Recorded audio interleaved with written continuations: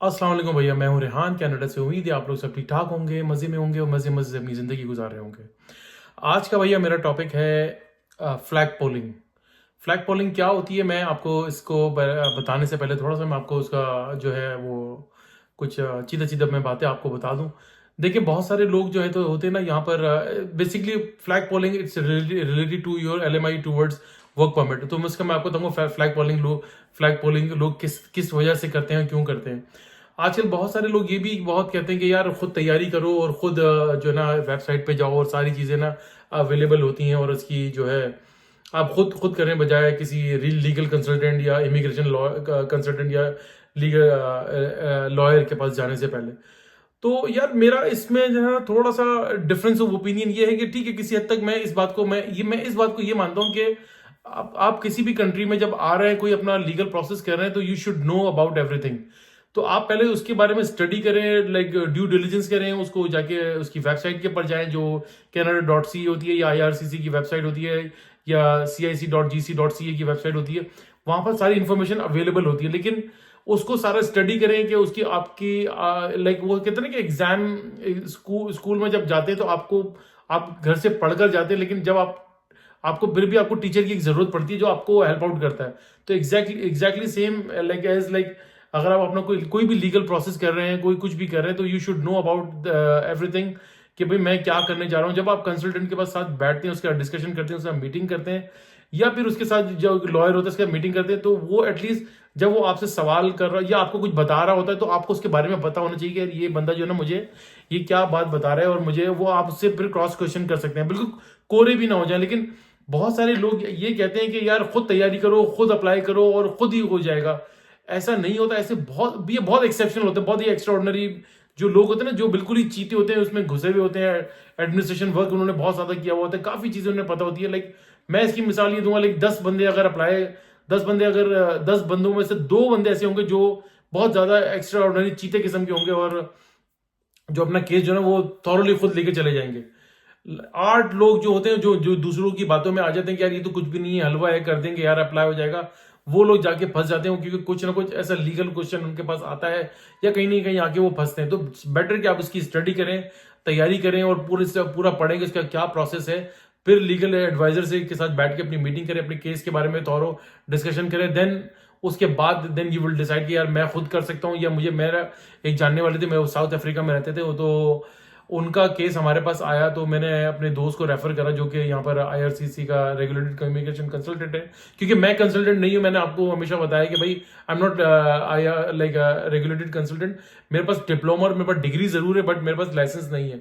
तो मैं आपको एक बहुत जो है इन जनरल किस्म की इंफॉर्मेशन दे देता हूँ। बाकी अगर आपको कोई सवाल वगैरह होता है या आपको कोई अपना प्रोसेस वगैरह कराना होता है, यू कैन आस्क मी, मैं आपको थ्रू अपने फ्रेंड के से करा सकता हूँ। Anyway, coming back to the point, मेरे एक जानने वाले थे, उन्होंने इसी तरीके से यही करा कि यार वो साउथ अफ्रीका में रहते थे। He was like multi millionaire आदमी था वो। ये उसका प्लान ये हुआ कि यार मैं जो है ना कनाडा में अपना सेटलमेंट कर लूँ। वहाँ के कुछ थ्रेट्स वगैरह हो रहे थे, कुछ प्रॉब्लम हो रहे थे, तो उनके यहाँ पर जो है ना वो ब्रदर इन लॉ रहते थे, तो वो इसी तरह का ज़्यादा काम वाम जानते थे। तो जब हमने उनकी मुलाकात अपने फ्रेंड से कराई जो रेगुलेटरी इमिग्रेशन कंसल्टेंट था, हमने सारा उनका केस स्टडी वगैरह करा, तो उनका केस बन रहा था इन्वेस्टमेंट, उनकी इन्वेस्टमेंट के ऊपर वो हम आ सकते थे। तो साथ में उनके जो ब्रदर इन लॉ थे, उन्होंने घर जाकर बोला कि भाई ये तो इतने पैसे मांग रहे हैं, ये केस तो मैं खुद भी कर सकता हूँ, और लीव देम, हम लोग खुद ही कर लेंगे, ये केस कोई कुछ प्रॉब्लम नहीं है। और जाहिर सी बात है, जब वो एक ब्रदर इन लॉ ने बोला, उसके बहनोई ने बोला, तो भाई उसने ठीक है जाओ कर लो। तो उनका फोन आया कि नहीं यार वो जो है मेरे ब्रदर इन लॉ है, वो ये केस खुद ही कर लेंगे और हम लोग जो है ना खुद सॉर्ट आउट कर लेंगे। तो ठीक है। 2 हफ्ते के बाद यकीन करें उनका फोन आया, उसी बंदे का खुद का फोन आया जिसने उनको अपने साले को चढ़ाया था कि भाई ये केस मैं खुद करूंगा। उसका हमें मुझे फोन करके बोला कि यार मैं कुछ जगहों में आगे अटक गया हूँ, कुछ चीजें, मुझे आपकी हेल्प चाहिए। मैंने भाई हेल्प चाहिए तो आप तो खुद कर लो। Anyway, coming back to the point, उसको फिर हमारे पास आना पड़ा, ही पेड, और उनका केस हो भी गया। तो मैं लाइक बहुत सारे लोग होते हैं जो इस तरह के आपको जो ना बिल्कुल मिसगाइड कर जाते हैं कि आसान है, ईजी है, ईजी है। बहरहाल मेरी एडवाइस ये है कि आप इमिग्रेशन लॉयर या रेगुलर इमिग्रेशन कंसल्टेंट से जरूर रब्ता करें। अच्छा भाई, coming back to the like flag polling क्या होती है। फ्लैग पोलिंग भैया ये होती है कि जैसे लेट सपोज आपका एल एम आई 6 महीने का हो गया, उसके बाद आप वर्क परमिट अप्लाई करते हैं। तो नॉर्मली लोग कि उनकी वेबसाइट पे, ऑफिशियल वेबसाइट के ऊपर जो लिखा हुआ है कि भाई अगर आप बॉर्डर के ऊपर जाके अपना वीजा कन्वर्ट कराएंगे, it will take like 1 day, like यानी 24 घंटे में हो जाएगा। अगर आप ऑनलाइन जाके करते हैं तो आपको मैंने पहले भी शायद अपनी लास्ट वीडियो में बताया था कि वो इट्स टेकिंग 3 महीने यानी कि 12 हफ्तों का वो एक प्रोसेस है। तो फ्लैग पोलिंग ये होती है कि भाई लेकिन जैसे आपका वर्क परमिट आ गया और आप जो है ना यहाँ पर बॉर्डर पे चले गए, 4-5 कदम आपने कनाडा को क्रॉस करा, 10-15-20 कदम स्टेप्स आपने क्रॉस करे, वापस कैनेडियन बॉर्डर के ऊपर आए और आपने अपना वर्क परमिट लगवाया और आपका काम हो गया, आप आ गए। तो इसका अब ये चीज जो है ना बहुत चेंज गवर्नमेंट करने जा रही है, क्योंकि मई 30 2024 से यानी कि इस महीने के एंड से ही जो ये आपका ये इनका प्रोसेस बिल्कुल चेंज हो जाएगा। उसका प्रोसेस की रीजन ये है कि जो यहाँ पर CBSA है, जो कनाडा बॉर्डर सिक्योरिटी एजेंसी है, उनका कहना ये है कि यार हम जो है ना बहुत ज्यादा ओवरलोड हो जाते हैं, लाइक यानी कि टाइम, क्योंकि और भी दूसरे इमिग्रेट जो US से अदर बॉर्डर से आ रहे होते हैं, उनका भी लोड होता है, फिर ये भी लोड होता है, तो लाइक एक काम का जो है ना बोझ उनके साथ बढ़ जाता है, वो क्वालिटी टाइम नहीं दे पाते, फिर टाइम वेस्ट हो जाता है पूरा दिन, यानी कि 100-200-400 की तादाद में लोग डिफरेंट बॉर्डर्स के ऊपर जाकर ये काम कर रहे होते हैं। और यही प्रॉब्लम जो है ना अमेरिकन बॉर्डर के ऊपर भी प्रॉब्लम आ रही है, जो कि ये आपस में एक दूसरे को लाइक ब्रदर और कजन ब्रदर ही कहते हैं। तो उनकी तरफ से भी यही इशू रेज हो रहा है, और यहाँ तक कि वहां के तो सेनेट तक में उनकी बात चली गई कि भाई यहाँ पर जो हमारे दूसरे लोग भी आ रहे होते हैं, आपके लोग आते हैं 15-20 कदम यहाँ पर जाते हैं, फिर उनको हमें एंटरटेन करना पड़ता है, फिर वो आपके पास आते हैं, तो इट टेक्स टाइम, और सारा जो है ना दिन बहुत लोगों को बहुत ज्यादा प्रॉब्लम होती है। तो उसका तरीका भी इन्होंने ये निकाला कि भाई बाय लाइक मई 30 2024 से ये 12 जो है ना सेक्टर्स में 12 बॉर्डर्स के ऊपर इन्होंने जो है ना इसको डिवाइड कर दिया है, और टाइमिंग्स उनकी कर दी है, लाइक हफ्ते में 3 या 4 दिन इसका होगा, वो भी पूरा प्रोसेस आ जाएगा, लाइक तो उनके पूरा स्केड्यूल आ जाएगा। और उसकी टाइमिंग लाइक इस तरीके से होंगे, सुबह जैसे 10 बजे से 4 बजे तक, अगर आप 4:02 के ऊपर जा रहे हैं तो they will not entertain you, तो you have to be there before 4, like आप उनको कॉल करके पूछ लें और उनके वेबसाइट पे जाके देख लें, तो वहां पर जो है वो टाइमिंग लिखी हुई होंगी, तो which is very good, like ये चीजें होनी चाहिए थी। और काफी जो ना लोगों को प्रॉब्लम हो रही थी, तो देखिए फ्लैग पोलिंग का फायदा सबसे बड़ा ये होता है कि भाई आपको राइट अवे जो ना आपका वर्क परमिट हो जाता है, लेकिन उसके अंदर उसका प्रॉब्लम भी सबसे बड़ा, मैंने आपको शायद लास्ट वीडियो में भी बताया था, उसका सबसे बड़ा प्रॉब्लम ये आता है कि फ्लैग पोलिंग अगर आपने लेट सपोज की और आपका जो है आप बॉर्डर के ऊपर आए और वहां पर इमिग्रेशन ऑफिसर ने आपसे कोई क्रॉस क्वेश्चन कर लिया और आप उसको सेटिस्फाइड नहीं कर पाए, लेट सपोज अगर आपने शेफ का वीजा था या अकाउंटेंट का था, आपका वर्क परमिट आपका चेंज हुआ, या कोई XYZ किसी भी फील्ड में लाइक ट्रक ड्राइवर में, और आपके विजिट वीजे के ऊपर कुछ और मेंशन था, वो क्रॉस क्वेश्चन कर गए और वो चीज मिसमैच कर गई, तो वो आपका राइट अवे वीजा रिजेक्ट करके दे विल डिपोर्ट यू,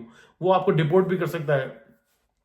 और अगर आप ऑनलाइन अप्लाई करते हैं, online it takes like 3 months, और आप जो है ना आप उसमें फिर आप रिलैक्स हो जाते हैं कि 3 महीने में मेरा आ जाएगा, और जस्ट इन केस अगर आपका कोई रिजेक्शन आती है, कोई ऑब्जेक्शन आता है, तो आपके पास इनफ टाइम होता है कि आप अपने कंसल्टेंट या लॉयर से राब्ता कर सकते हैं। देखें अगेन वही बात आ गई ना कि जो लोग अगर आपको ये कह रहे हैं कि यार ये काम तो खुद भी हो जाता है, और खुद थॉरो स्टडी करने के बाद अगर आप खुद कर लें, अगर आपको प्रॉब्लम आ गई, then what you gonna do, तो आपको you have to contact like lawyer या रेगुलेटेड इमिग्रेशन कंसल्टेंट।